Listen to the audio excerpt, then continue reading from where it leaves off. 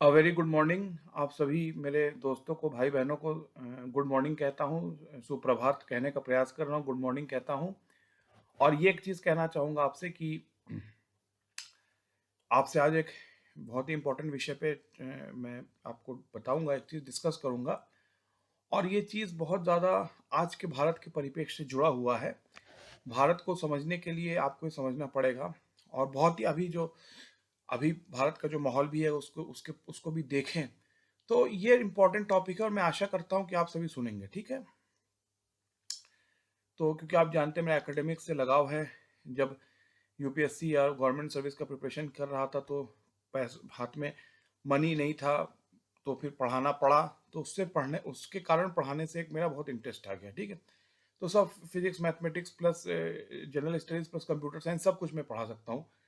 ये मैं कोई अतिशयोक्ति है, अपनी तरफदारी नहीं कर रहा हूँ, ये सचमुच मैंने पढ़ाए हैं, ठीक है? तो चलिए आज तो मैं बताता हूँ। तो पहले मैं इंट्रोड्यूस कर लूँ।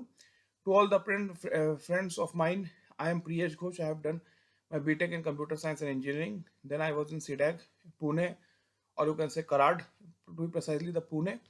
Then, then obviously my line of choice would have been IT. But as जैसे मैंने आपको बताया कि मेरे पिताजी बैंक में स्पेशलिस्ट असिस्टेंट या एक बहुत ही सम्मानित व्यक्ति थे, ताऊ यूनिवर्सिटी के प्रोफेसर। तो और दादाजी भी सरकारी विभाग में थे। तो इसी कारण घर वालों का हर समय आशा थी कि मैं गवर्नमेंट सर्विस करूं। और या यूपी में तो ऐसा एक माहौल है गांव-गांव में, मैं जैसे मैं आपको कहता हूं। तो ठीक है, तो फिर चलिए अपनी तरफदारी करना उचित नहीं है, मैं पॉइंट पे आता हूं, ठीक है? और मैं एक बात कहता हूँ, मेरा एमबीए चल रहा है तो मेरे पास बहुत कम समय है, लेकिन तब भी मेरा इंटरेस्ट है तो मैं आपको कहूँगा, कहना आवश्यक है आपके लिए। और सेकंड पॉइंट ये है कि क्योंकि मेरे कई मित्रों ने कहा है कि छोटे लेक्चर्स दिया करो, तो मैं आज अपने लेक्चर्स को आधे घंटे से कम में ही सीमित करने का पूरा प्रयत्न करूंगा। इन टॉपिक बहुत इंपॉर्टेंट है, बड़े ही ध्यान से, बड़े ही मन को लगा के सुनिएगा। और अगर आपने इस टॉपिक समझ लिया तो बहुत इंपॉर्टेंट टॉपिक है। तो आज का मित्रों मेरा टॉपिक ये है, the fundamental primary mentality difference between the philosophy, ideology, and the way of governance of the two neighbors, two very harshly opposed neighbors or arch rivals, that is Bharat and Pakistan, right? Bharat Pakistan की leadership, उनकी philosophy, उनकी विचारधारा, उनकी सोच और उनका जो पूरा माइंडसेट है, इसका अभी भी, मैं आज की नहीं, 47 ही की नहीं, 47 से करीब करीब 50 साल पहले भी अगर आप जाए तो आज ये बहुत इंपॉर्टेंट टॉपिक है। मैं आशा करता हूँ कि आप समझेंगे। और आप जब समझेंगे तो आपको बहुत ही चीज़ें समझ में आएंगी। और भारत पाकिस्तान का सीधा संबंध भारत के कम्युनल रिलेशनशिप, क्योंकि मैं, आप जानते हैं जैसे कि भारत में 79% करीब हिंदूज हैं, 1 पॉइंट समथिंग वो सिख है, क्रिश्चियंस है 2 पॉइंट समथिंग है, जैन है 1%। इन सबको मिला के 4-5%, तो करीब 85 पॉइंट समथिंग नॉन मुस्लिम्स और 14% के आसपास मुसलमान हैं। आज़ादी के समय कहते 24% थे, लेकिन अभी सॉरी मतलब अनडिवाइडेड इंडिया में पार्टीशन के बाद 9% थे, तो अभी 15% के आसपास पॉपुलेशन है। लेकिन क्योंकि जब पाकिस्तान का नाम आता है, वो एक इस्लामिक स्टेट है, जो कि जिन्ना साहब बॉम्बे से थे, लियाकत अली प्राइम मिनिस्टर मेरे ही होम टाउन से, मेरे ही होम स्टेट से थे, यूपी से थे। तो इसी कारण जो है, जब भी पाकिस्तान की बात आती है तो वो एक कम्युनल डिवाइड क्रिएट करता है, ठीक है? लेकिन चलिए, ये तो अभी की बात है। और दूसरी अच्छी बात देखिए, आज का समय इंटरनेट का, आप डाउनलोड कर सकते हैं constitution of Pakistan, constitution of India. जैसे पाकिस्तान का पहला एक पेज, पहला जितना मैंने इतना फाइंड आउट किया, पढ़ा, आप भी इसको मिलाइए, सही चेक कीजिएगा। It is Islamic nation, Republic of Islam of Pakistan, ठीक है? इंडिया सॉवरेन डेमोक्रेटिक रिपब्लिक था। मिसेस गांधी ने 75 में अमेंड करके सोशल और सेकुलर वर्ड ऐड किया, ठीक है? छोटा सा एक ऐड कर दे तो कश्मीर ने 370 के आड़ में से इस सोशल और सेकुलर वर्ड को ऐड नहीं होने दिया जम्मू कश्मीर में। उसमें उसमें एक स्पेशल स्टेटस था अब जब तक कुछ दिन पहले तक, ठीक है? तो ये है। तो बाय डेफिनेशन सारे पाकिस्तान तो, पाकिस्तान एक इस्लामिक स्टेट है, और इंडिया फ्रॉम द प्रियम्बल एक सेकुलर और सेकुलर स्टेट है, secular social republic democratic, where we ensure sovereignty, republic democratic, republic democratic, social, secular, and sovereign, where we ensure justice, liberty, fraternity, and equality, Hence, we hence we are hence it is our primary duty to protect the sovereignty and integrity of our nation. यही मूलतः जो है हमारा constitution है। चलिए ठीक है, पाकिस्तान का कॉन्स्टिट्यूशन इस्लामिक स्टेट है। सर जितना मेरी जानकारी पहला इस्लामिक स्टेट है। 58 में कॉन्स्टिट्यूशन जो चेंज करेगा, जिन्ना साहब ने कहा था कि आज से ना कोई हिंदू है ना कोई मुसलमान है, लेकिन 58 में करके उसको इस्लामिक स्टेट बनाया गया। आपका जो है शायद मिडिल ईस्ट से भी पहले, शायद पाकिस्तानी ऐसा वर्ल्ड का पहला डिक्लेयर्ड इस्लामिक स्टेट है सबसे पहले, बाद में और सब स्टेट्स बने होंगे। ठीक है, चलिए ये सब तो एक पार्ट हो गया जिसको मैं कह रहा था। अब मैं दूसरे पॉइंट पर था जो कि इंपॉर्टेंट है। तो देखिए फ्रेंड्स, किसी भी चीज को समझने के लिए फिजिक्स में कॉन्सेप्ट ऑफ या फिजिक्स में एक है मूलभूत मूलभूत रहस्य की खोज। इसको आप, ये तो मैंने थोड़ा सा अच्छी हिंदी में आपको समझाने के लिए कहा। असली जो इसका सेंस है उसको मूलभूत रहस्य का खोज का जो रियल मतलब है प्रिंसिपल ऑफ कॉजलिटी। कि कॉज क्या है, कोई भी चीज, आप क्रिकेट बॉल आप जमीन पे फेंक रहे हो, जंप हो रहा है तो उसका कॉज है। आप अगर भूख लग रही खाना खा रहे हैं तो उसका एक कॉज है। आप अगर रोड पे बहुत चल रहे हो, आपकी चप्पल घिस गई तो उसका भी एक कॉज है, फ्रिक्शन के लिए। हर चीज की कॉज है, ये फिजिक्स का सिद्धांत है। तो अगर आप देखें 1857 की लड़ाई को, आप अगर आप देखें तो उसमें जो बेसिकली आज के यूपी बिहार बंगाल जिसको आप कहते हैं मेरठ से लेकर बैरकपुर जो कलकत्ता के आसपास है मेरा, तो उसके इस आसपास ये लड़ाई लड़ी गई थी। ठीक है, जब ये लड़ाई लड़ी गई थी तो सबसे बड़ी बात है कि उस समय के जो क्रांतिकारी उन्होंने कहा कि दिल्ली का जो वो है चेयर है बहादुर शाह जफर का, उसको जो है हम फिर से बहादुर शाह जफर के नेतृत्व में हम लड़ेंगे, ऐसा एक भावना उठी। और तब जाके जो है अंग्रेजों ने बहादुर शाह जफर को रेड फोर्ट में ट्राई किया और उनको जो है एग्जाइल में, वनवास में भेज दिया। बर्मा में बहादुर शाह जफर की जितनी मेरी जानकारी है बर्मा में ही उनकी मृत्यु हुई। ठीक है, जो आखिरी मुगल वो थे। ठीक है, ये था। तो ये मैंने आपसे कहा। तो उसके बाद 1885 में कांग्रेस क्रिएट हुई और ब्रिटिशर्स ने दोनों पे खफा थे, हिंदुओं पे मुसलमानों पे। तो पहली बार सर सैयद अहमद खान बड़े वकील बने उस समय के, और उन्होंने मेरठ के आसपास वो स्पीच दिया कि ये 75% है, हम 25%, अगर अंग्रेज चले गए तो हम पीस दिए जाएंगे, ऐसा भाषण दिया। और उसके बाद अब उसके बाद एक के बाद एक होता रहा। पहला अगर आप देखें कहीं मतलब एक के बाद एक कांग्रेस ने 1916 में आकर सेपरेट इलेक्टोरेट दिया। 1905 में लॉर्ड कर्जन ने जब बंगाल को पहला पार्टीशन पंजाब का नहीं हुआ ना पेशावर का, पहला पार्टीशन बंगाल का हुआ। तो कांग्रेस में जब पार्टीशन ब्रिटिशर्स ने पार्टीशन किया तो कांग्रेस ने अपोज किया, लेकिन मुस्लिम लीग ने सपोर्ट किया। मुस्लिम लीग का फॉर्मेशन भी उसी वक्त के बाद हुआ, फिर तो बाद की कहानी। तो देखिए ये तो मैंने आपको कई बार पार्टीशन ऑफ इंडिया की स्टोरी बताई थी, लेकिन आज जो मैं मुद्दा बता रहा हूँ कहाँ पर इंडिया की चूक हुई, चूंकि नहीं आज भी कहां पर इंडिया सफर करता है और कहां पर पाकिस्तान से फंडामेंटल। देखिए अगर आप भारत के मुस्लिम लीग को देखा जो कि पाकिस्तान बना, अगर आप पाकिस्तान जब बना था उसका जो है वो होता है प्रिंट जिसको होता है ना, वो आप चिट्ठी भेजते हैं तो ऊपर वो लगाया जाता है वो स्क्वायर, वो क्या कहते हैं उसे, पोस्टल स्टैंप कहते हैं इसे। तो उसमें अगर आप देखिए पाकिस्तान जब बना तो 6 बड़े बड़े लीडर थे जितना मेरा। मोहम्मद अली जिन्ना थे, उनकी बहन थी, और शायद आपका लियाकत अली खान साहब थे, लियाकत अली खान थे, सर सैयद अहमद खान थे, सैयद हुसैन सोहरावर्दी थे, और ये सबसे बड़ा, और मोहम्मद इकबाल जी सारे जहां से अच्छा भी लिखा, फिर उसमें तराना पाकिस्तान तराना मिली भी लिखी। ठीक है, ये सारे बड़े बड़े वो थे। तो अगर आप देखिए मोहम्मद अली बॉम्बे के थे, लियाकत अली खान अलीगढ़ मुस्लिम यूनिवर्सिटी के स्टूडेंट थे, और आपके जो है सर इकबाल जो थे वो एक ही पंजाब के थे। लेकिन अब अगर देखिए 90% और शायद जब ब्यूरोक्रेसी बनी पाकिस्तान की तो उर्दू का जो प्रभाव है, क्योंकि जो लाहौर था वो महाराजा रणजीत सिंह कैपिटल था, तो पंजाब की बाई डिफॉल्ट लैंग्वेज पंजाबी थी। कराची में सिंधी और कच्छी बोली जाती थी। तो उर्दू जो इतनी अच्छी उर्दू जो आप कहते हैं वो बेसिकली मेरे state UP, actually Farrukhabad Lucknow से उसका सेंटर मान सकते हैं आप, और इलाहाबाद इन सब में उर्दू का बहुत प्रभाव है। ठीक है, तो वहां से उर्दू जो है पाकिस्तान में गई, और यहाँ से जो गया क्योंकि नेहरू लियाकत एग्रीमेंट जब हुआ 40-50 में, उसके पहले ट्रांसफर ऑफ पॉपुलेशन बहुत तेज हुआ। हिंदू तो लाहौर छोड़ के चला ही आया सब, लेकिन मुस्लिम जाते रहे। नेहरू लियाकत एग्रीमेंट के बाद ट्रेनें जाना रुकी। ठीक है, ये तो चलिए एक इशू है जो हम बताते हैं। तो देखिए फंडामेंटल जो डिफरेंस है मेरे हिसाब से मुस्लिम लीग के और कांग्रेस की, अगर मैं उस बात करूं, कांग्रेस को हिंदू पार्टी कह सकता था उस जमाने में, जिन्ना साहब कहते ही थे, और मौलाना आजाद को और बादशाह खान को ये वो कहते थे, दे आर द, मतलब इनको इनको बहरूपिया कह लीजिए, they are the show boy of Congress. ये जिन्ना साहब मौलाना आजाद को और खान अब्दुल गफ्फार खान को कहते थे। ठीक है, तो अगर मैं कांग्रेस को एक हिंदू पार्टी को ही कह सकता है, और मुस्लिम लीग तो नाम से वो पार्टीशन के लिए उसने लड़ाई लड़ी। तो देखिए सबसे फंडामेंटल डिफरेंस है, या कांग्रेस जो, इसको आप हिंदू पार्टी कहे या ना कहे, लेकिन मुस्लिम लीग ने तो पाकिस्तान की स्थापना की लड़ाई में बढ़ चढ़ के हिस्सा लिया। तो सबसे फंडामेंटली मुस्लिम लीग में, और आज भी पाकिस्तान की भी अगर बात करें, बहुत क्लैरिटी थी शुरू से।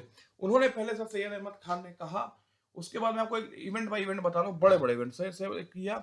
सबसे पहले जब ये एक आग लगी तो बंगाल को उसने पार्टीशन किया, तब लाल बाल पाल का वो और लाला बाल गंगाधर तिलक ने पहली बार जो है ये कहा कि स्वराज हमारा जन्म से सिद्ध अधिकार है।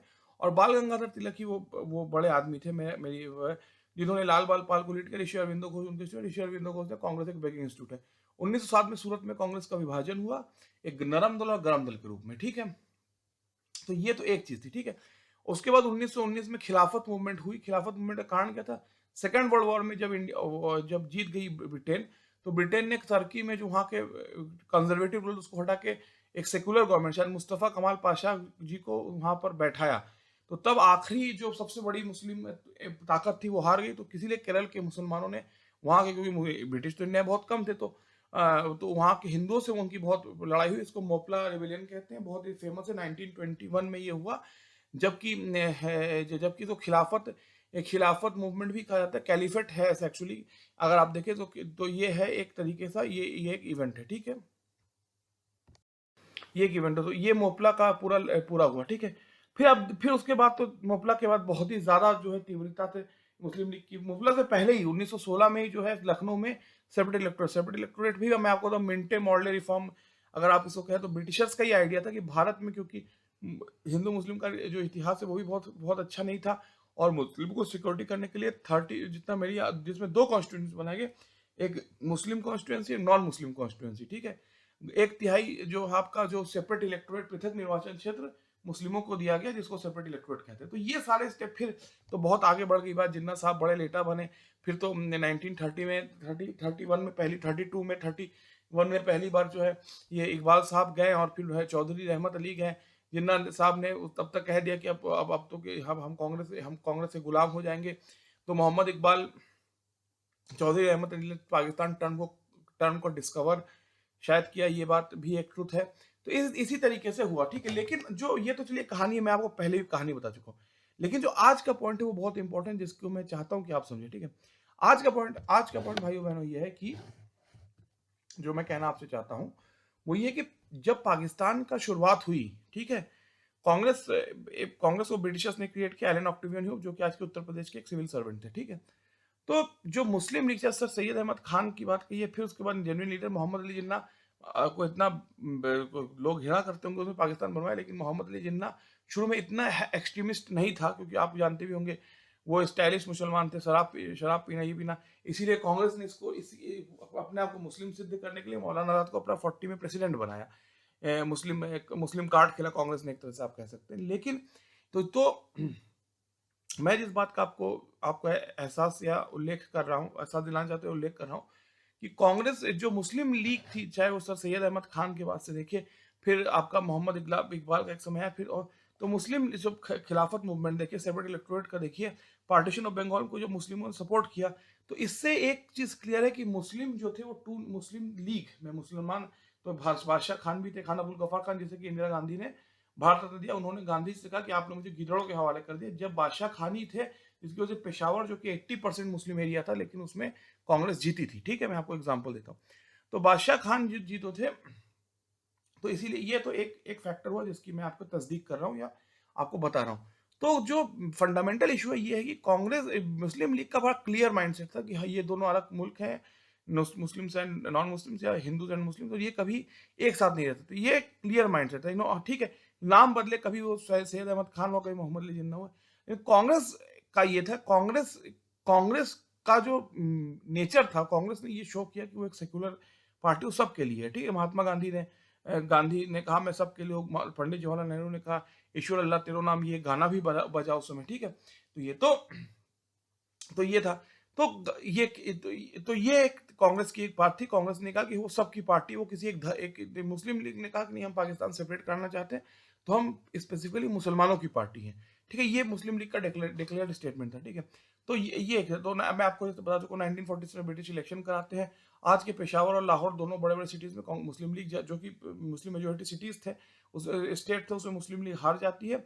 मुस्लिम लीग बंगाल ही एक प्रोविंस था, सिंध 46 में, जहाँ मुस्लिम लीग ने 2 जगह गवर्नमेंट बनाई थी। ठीक है, और पूरे अगर आप देखिए आज के मद्रास में, जहाँ की कन्याकुमारी जिसका पार्ट था, उसमें 90%, कहीं 90, कहीं 80%।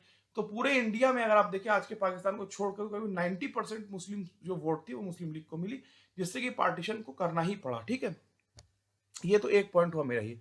तो मैं जो, लेकिन ये कहानी हुई जो मैं कई बार बता दूँ, मैं जो आपसे कह रहा हूँ कि वो फंडामेंटल ये बात है कि मुस्लिम लीग का अगर आप देखें माइंडसेट, तो मुस्लिम लीग क्लैरिटी से था कि वो हिंदू और मुसलमान दो अलग मुल्क है, वो कभी एक साथ नहीं रह सकते, पाकिस्तान ही एक मात्र उपाय है। मुस्लिम लीग का ये एकदम एकदम सच्चा था। ठीक है, लेकिन कांग्रेस ने कभी, जैसे मैं आपको सिंपल बताता हूँ, जो पार्टी खुद को हिंदुओं का प्रोटेक्टर कहती थी, उसने 1942 में मौलाना आजाद को प्रेसिडेंट बना, ये शो करने के लिए या ये दिखाने के लिए कि मुसलमानों की भी वो पार्टी है। ठीक है, ये फिर आप जब जब कश्मीर का इशू आप देखिए, जब आज़ादी के बाद हुआ, तो यूएन गए इस बात के लिए, अपने आप को इंडिया या पंडित जवाहरलाल नेहरू का ये दिखाना चाहते हम बहुत फेयर है, और हम हाँ कब्जा नहीं करना चाहते, हम तो एक ऐसे कंडीशन में फंसे, तो यूएन जो है थर्ड पार्टी होकर उसको डिसाइड करे। ठीक है, तो लेकिन पाकिस्तान की जो माइंडसेट है, Muslim League which which made Pakistan, उसकी जो माइंडसेट है वो एंटी हिंदू या हिंदू विरोधी इसलिए है क्योंकि वो हर समय टू नेशन थ्योरी को अपना अपना अपना अपना अध्याय मानते थे, अपना ध्येय मानते थे। ठीक है,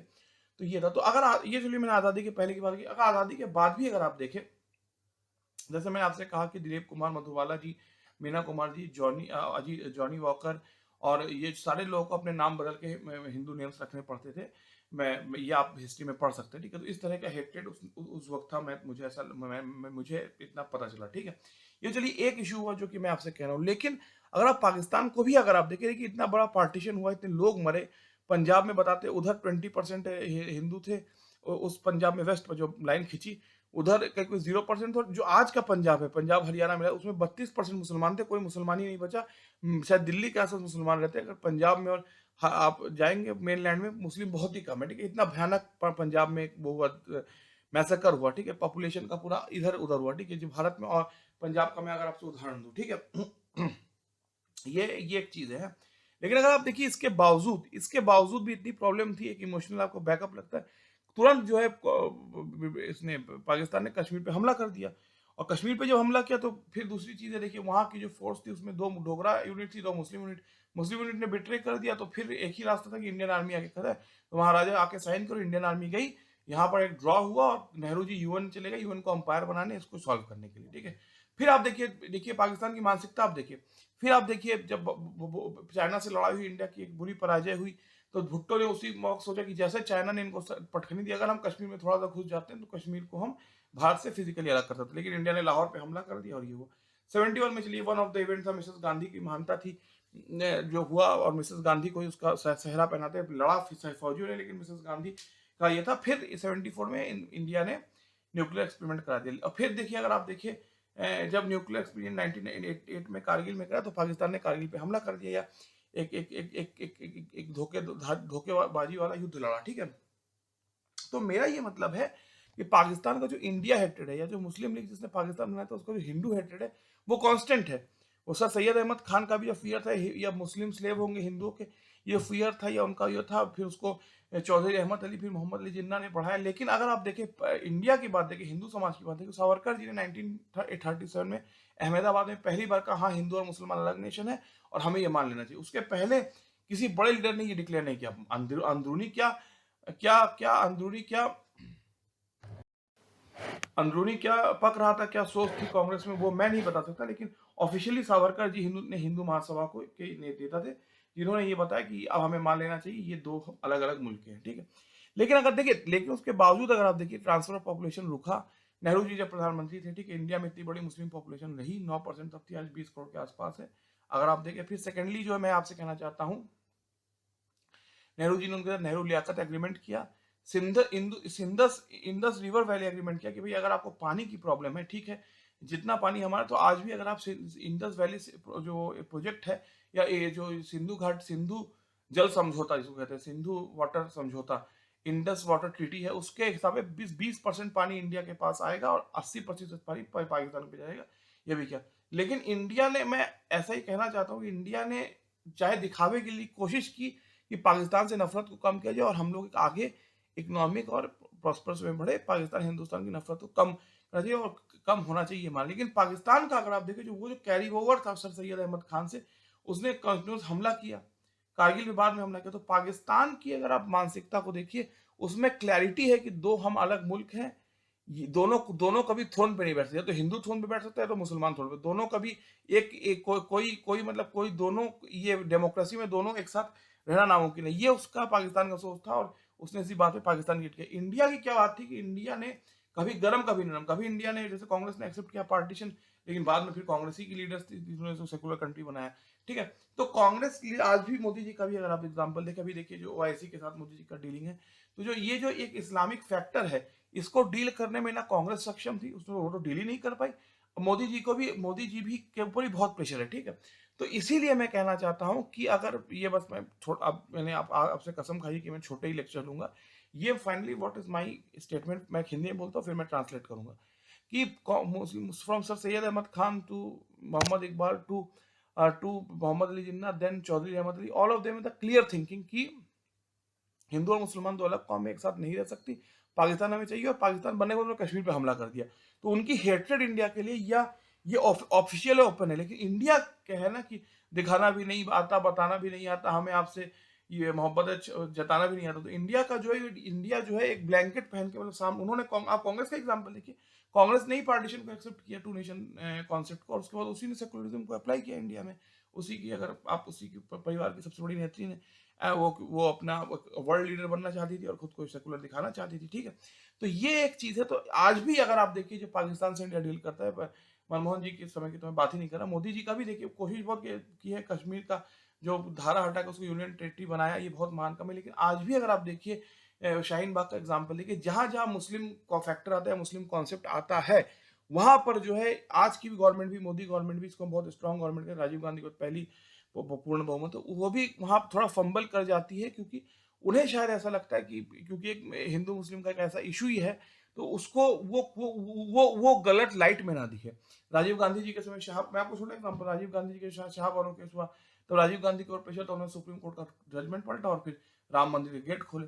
इंदिरा गांधी जी ने मुस्लिम पर्सनल लॉ बोर्ड खुद क्रिएट किया, आपको मैं बताता हूँ। ठीक है, तो इसी तरह से अगर आप देखें, तो इंडिया की लीडरशिप चाहे वाजपेयी ने कहा कि जमहूरियत इंसानियत कश्मीर, तो लाहौर में मिलने का, मोदी जी भी लाहौर में मिलने गए क्योंकि उनके सारे पूर्वज गए थे। तो इंडिया की जो जो अप्रोच है पाकिस्तान के प्रति, या पाकिस्तानी इस्लामिक फंडामेंटलिज्म के प्रति, वो श्योर शॉट नहीं, कभी ऊपर कभी नहीं, एक पानी के वेव की तरह। लेकिन पाकिस्तान जब से बना, उसकी सोच, उसकी पूरी मानसिकता, उसके लीडर्स का जो बयान है उसको पढ़िए, तो ये श्योर है कि पाकिस्तान टू नेशन थ्योरी पे, anti India, anti Hindu mindset पे उसकी ओरिजिन है। ठीक है, मैं इंग्लिश में रिपीट कर देता हूँ, फाइनली आज छोटा सेशन लूंगा कि the basic problem with India is that they, since the time Sir Sayyid said that two nations are different, if Congress do not have a correct measurement or a correct formula to deal with the now Pakistan and that time the Muslim League, Congress, they were sometime very upper, very lower, very hard, very soft, they were constantly rotating. But in the case of Muslim League, they were very clear, they did not have any friend, but they said that yes, Muslims and Hindus are two different nations, they need a separate nation, and there cannot be any way that they can live together. And they attacked Kashmir, and then there, for 70 years, what is India-Pakistan relation, you all know.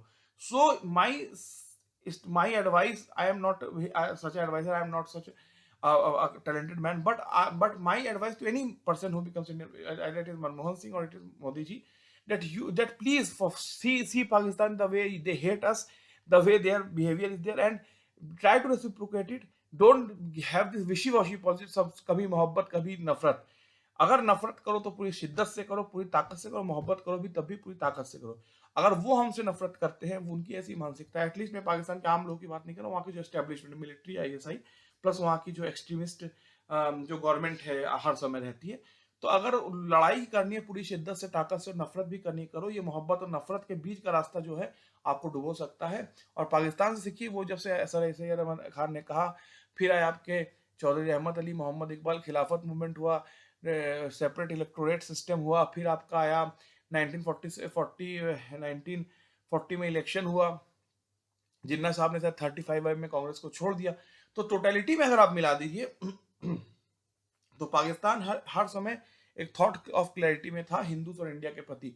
लेकिन India हर समय भावावेश मुस्लिम जो मुस्लिम समाज था 1947 के पहले और बाद में फॉर पाकिस्तान के प्रति कोई कांस्टेंट एक हार्डलाइन फोर्स नहीं है। इंडिया हर समय कोशिश करता है शायद इनको हम समझा सके, लेकिन ये होने वाला नहीं है। तो ठीक है, मैं अपना वाणी को विराम देता हूँ इसी बात से कि आप इसको समझेंगे। और मैं, मेरे फ्रेंड ने अमेरिका से मुझे एडवाइस की, प्रियेश 25 मिनट में अपना लेक्चर खत्म कर देना, ज़्यादा मत बढ़ाना, लोग नहीं सुनते, लोग थक जाते हैं। और 25 मिनट में तुम जो बोल दोगे लोग उसको सुन के बहुत ही खुश होंगे, ये मेरे फ्रेंड ने कहा, उसी का मैं पालन कर रहा हूँ। धन्यवाद, धन्यवाद, धन्यवाद, बहुत बहुत धन्यवाद।